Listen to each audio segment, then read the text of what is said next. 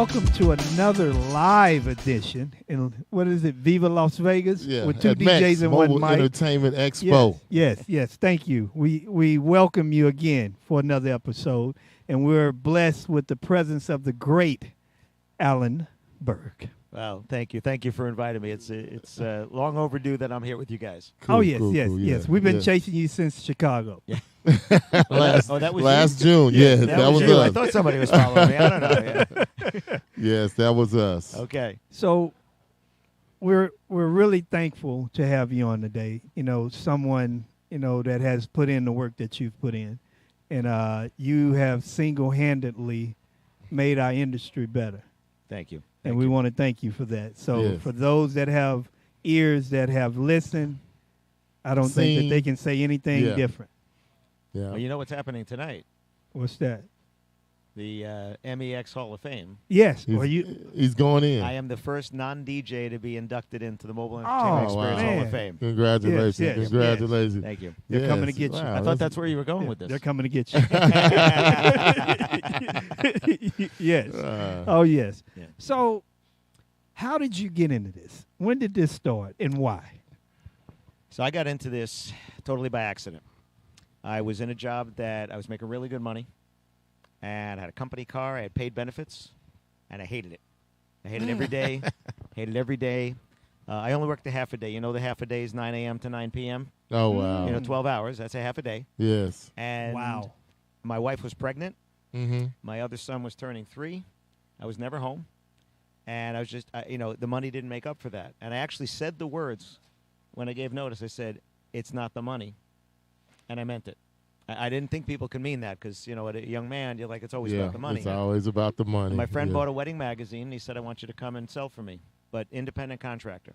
Okay. So no salary, no draw, no minimum, no guarantee, no base. Did I say when my wife was pregnant? Yes. And this was a new industry. Mm-hmm. And it was cold calling, and I had never done that. Yeah. And I did that. Oh, wow. So let me give you an idea how long I'm doing this. That baby that was in her belly Uh-huh. has a 7-year-old. Okay. Wow. So it's been a long time. So I started selling wedding advertising, and then they were franchise magazines, and I bought them from my friends. So my wife and I published 2 wedding magazines. Oh, wow. And then after 5 years, the company, the franchisor, wanted me to come work for them. They had markets from Boston to D.C. and said, we want you to run those sales team. Okay. So we sold the franchises back, and 4 months later, a new company at the time called The Knot bought the company. Okay. So I was at The Knot from April 1st of 2000 till April 1st of 2011. Okay. That's when I untied the knot. Untied the knot. But actually, they had big downsizing. And, it's the proverbial best thing that ever happened to you. Okay. Because a couple of things have happened since then. Okay. I've written 10 books. I've spoken in 14 countries in 3 languages. So it's been okay. Did Oh, you wow. actually speak the languages? He presentado en 5 países en español. So I spoke in 5 countries in Spanish. Okay. And I did 1 presentation for the Canadian Professional DJ Association in French. Oh, wow. Wow. Quick study. Yes. Well, quick. yes and no. I use Duolingo for French. Okay. I started before COVID because I was supposed to go to Paris, and I didn't want to get off the plane and not know any French. Okay. And today was 1,141 days in a row I've done at least 1 French lesson. Oh, wow. Wow. Yeah, Or well, that'll congrats. teach you the language. Or je parle français depuis 13 ans. Oh, wow. So, if A you man did, of many words. but if you did anything Uh-huh. for 1,141 days in a row, wouldn't you be better? Oh, yeah, Oh, definitely. yeah. Right, Yeah, so it- definitely. Repetition. People say I'm good at language. I say, well, maybe, or maybe I just am more committed to learning. You put in the work. Right, and that's it. Whether you're a DJ or a speaker or whatever, you put in the work. I have friends who've been talking about writing books, but they don't write any words. Wow. Just talking about They're it. just talking Right, about it. I've written 10. Right, you talk about it. I'm writing another book. Oh, Yeah. wow.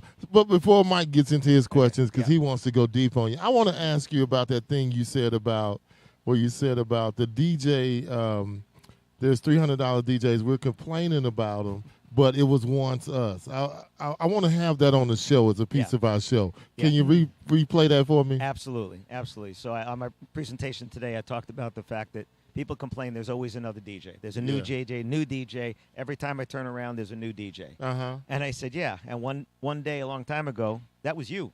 Yes, right? absolutely. And when you started, you were not the $3,000, $5,000, $10,000 nope. DJ. And some of them still shouldn't be, but Right. go ahead. Right.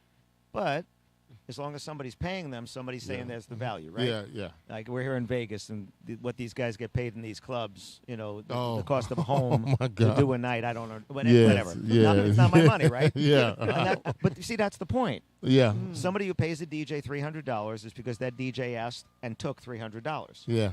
Now that DJ could have asked $500. That DJ could have asked $1,500. Now Yeah. maybe the results weren't worth $1,500 because again, when you were new and you charged little, Yeah. your results weren't worth more. Now maybe more than you were charging, but not what you charge now. Yeah. Yes. And that's the point.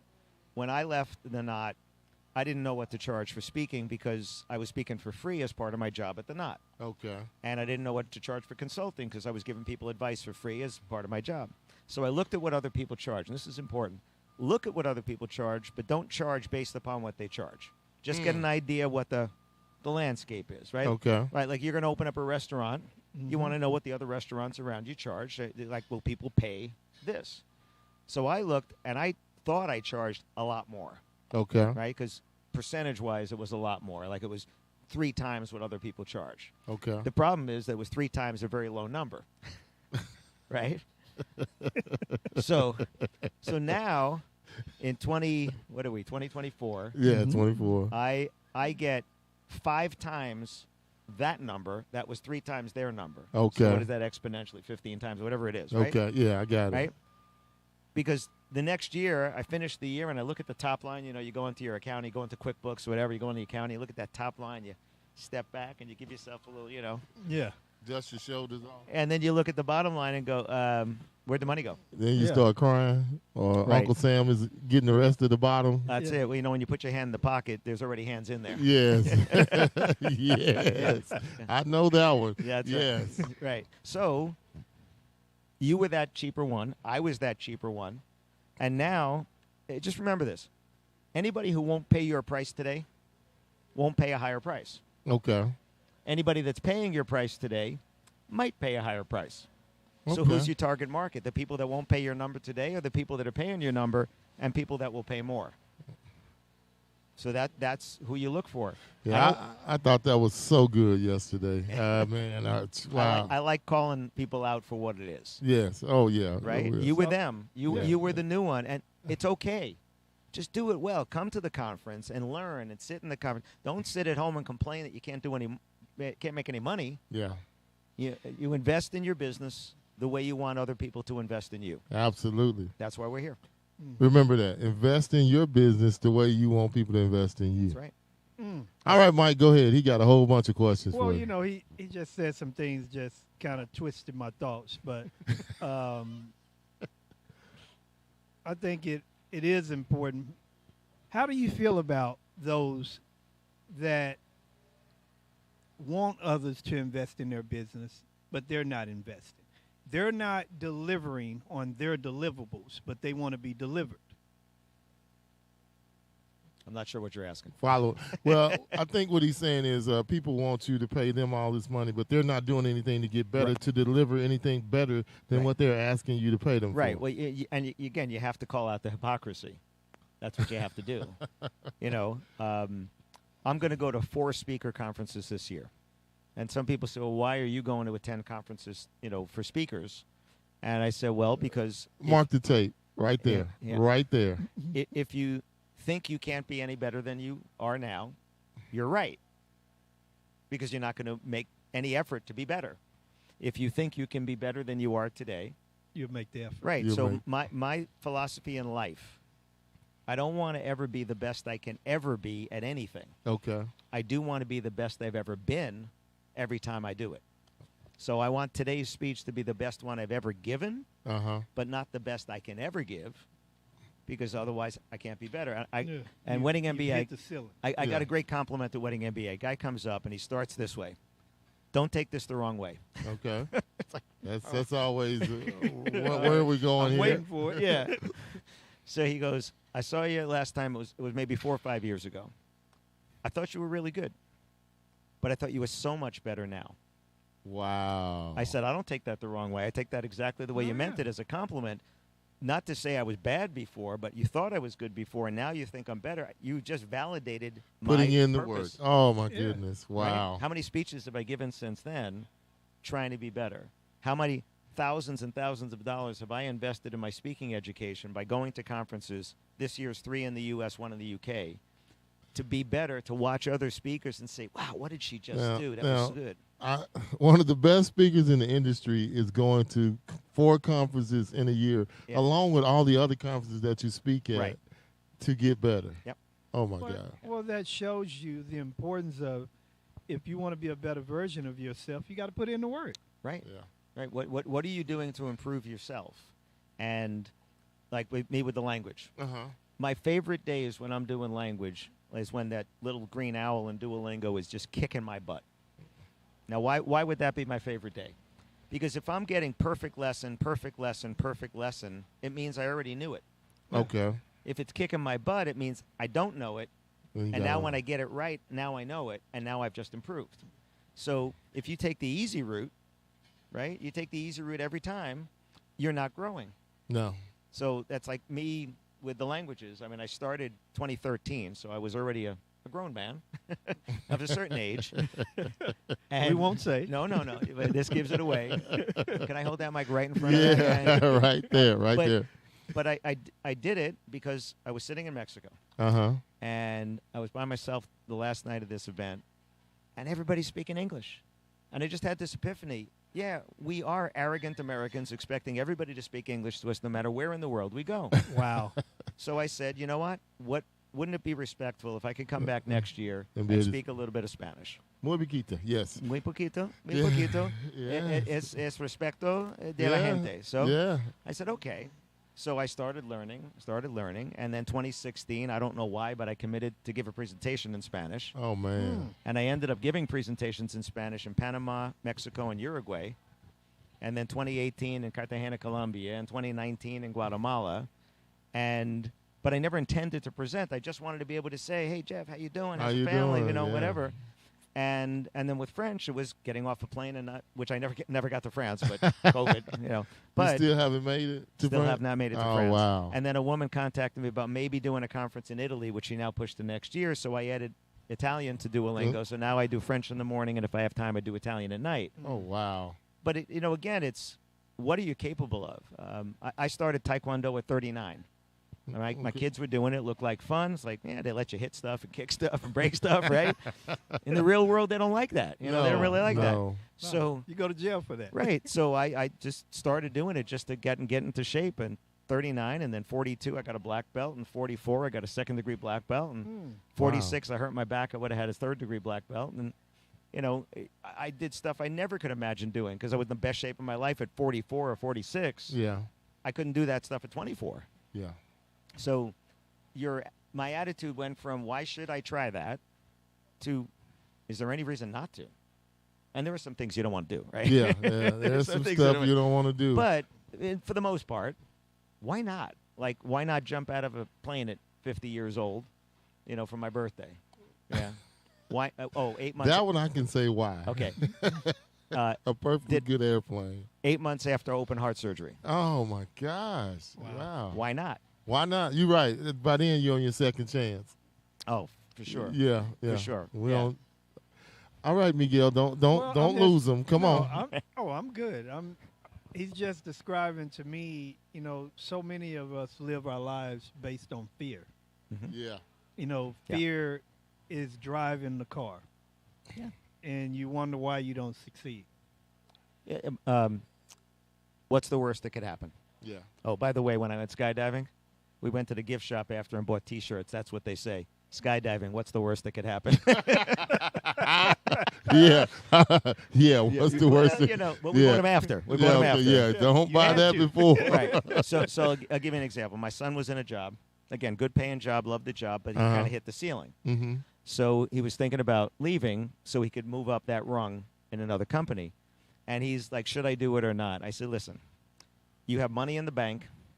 You have that resume that says I now had this next level. If that company goes out of business, you will find another job. Do you Yes. believe that? He said, yes.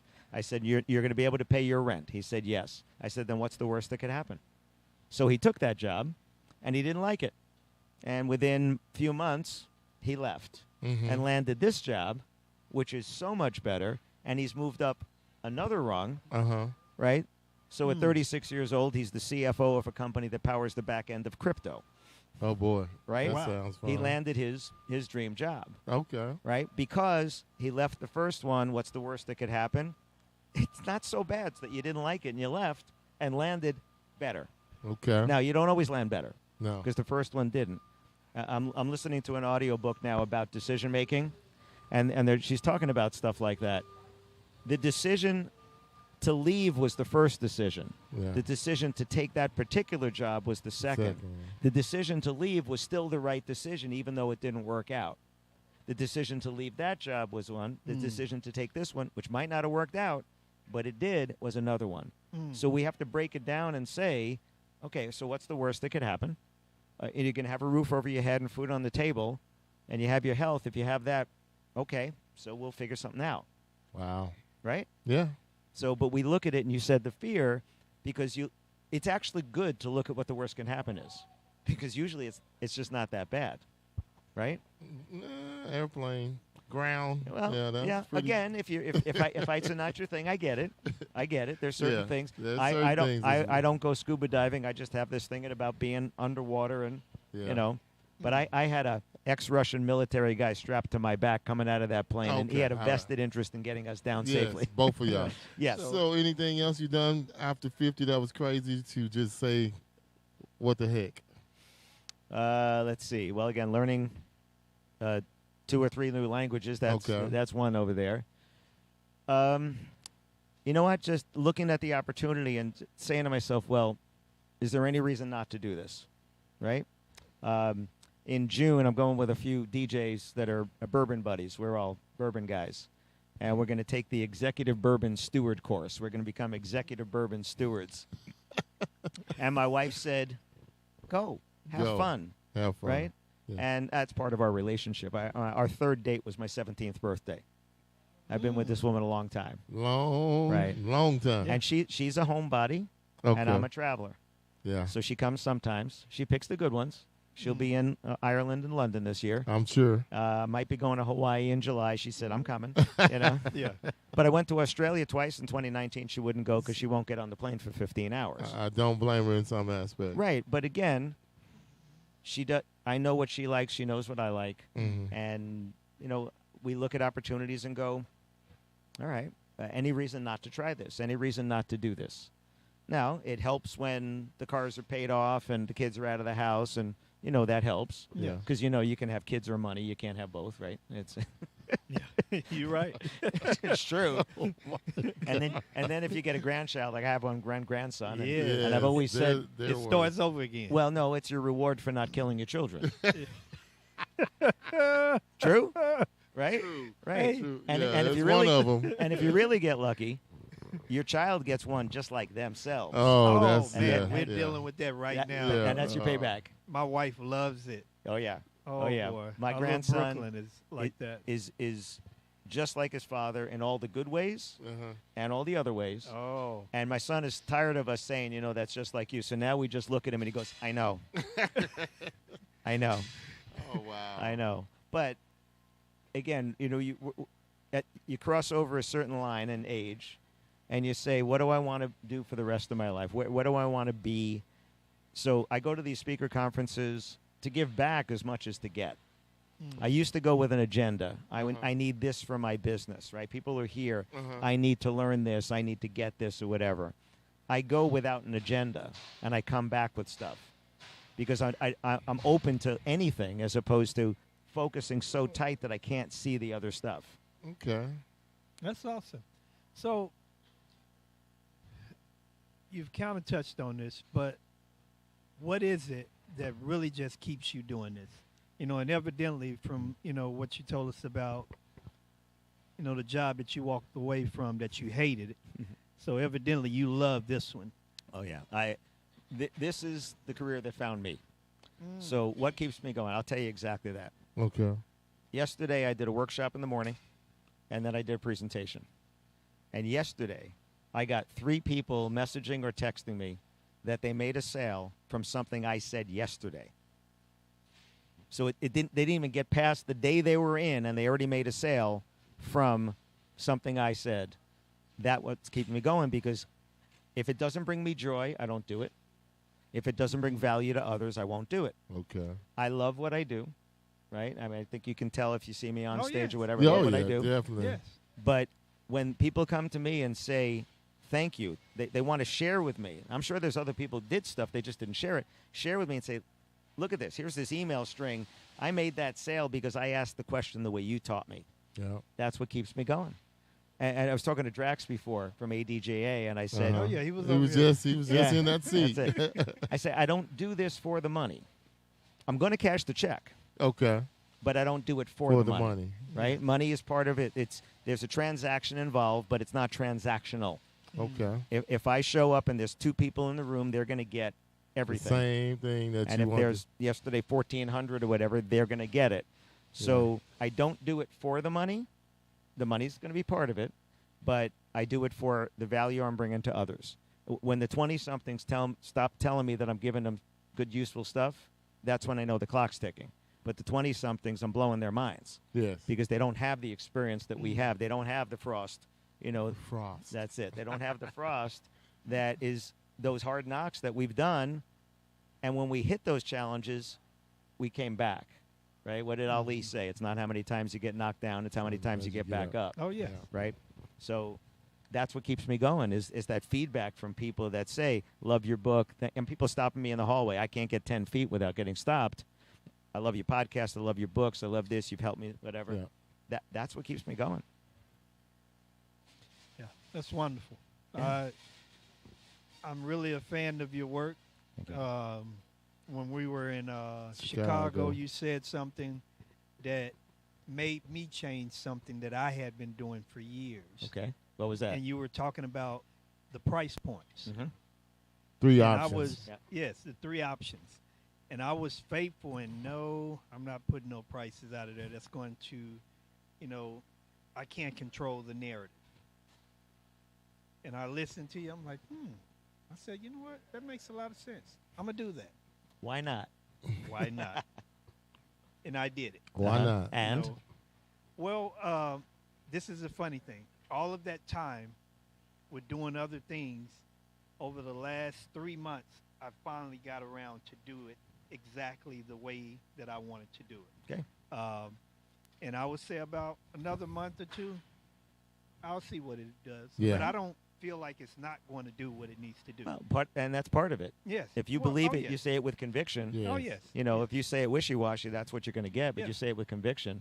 Yeah. And you know what? It doesn't have to be perfect Oh, no. Yeah. because we can always make it better. Because we know we can always make it better. That's the key. Yes. Just always. I mean, Or at least try to make it better. well, Well, you know just what? make it. Trying to make it better is already moving forward because if it Yeah. doesn't work, you learn something, and then you work from there. Yeah. It's the people that say that won't work. They're right. Right? Wow. Yeah. If you don't try, what you say? If you don't ask for the sale, you're already getting. They already telling you no. All right. If you don't ask, the answer's always no. Wow. Now, I have one more question, and I know our producer over there I'm getting eyes. Yeah. What is it about not selling? What is it about not selling? Yeah, well, Helping people buy. yes. Well, unless you're doing cold calling, which is you're trying to find someone who has a need for what you do, Mhm. that's different. But for most people in our industry, they're reacting to an inquiry that comes in. Mm-hmm. Therefore, they're already a buyer. Therefore, they're already looking for results. Are they your results? That's what you're going to talk about, not your services, because every DJ does the same thing, but the results are different. So you don't have to sell someone who is already a buyer. You have to help them buy the results that they want. And it's just a mental shift, right? I've done cold calling, 10 years knocking on doors like yours. That's different. I Yeah. sold cars, but people walked in the dealership. I had to help them buy. This is what I learned. Help people Don't sell buy. them. Don't sell them a car. Help They them. came in, right? Yeah. They didn't need a bagel, right?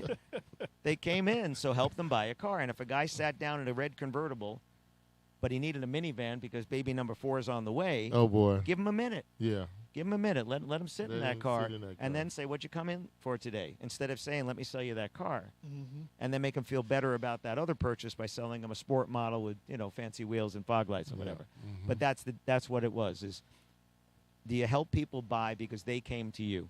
If you've ever done cold calling, you know what a slog that is. Yeah. Right? Yeah, Yeah. absolutely. I have no. That is a hard job. I don't have a lot of pity for people that sit back and wait people to reach out and say, hey, I need what you do.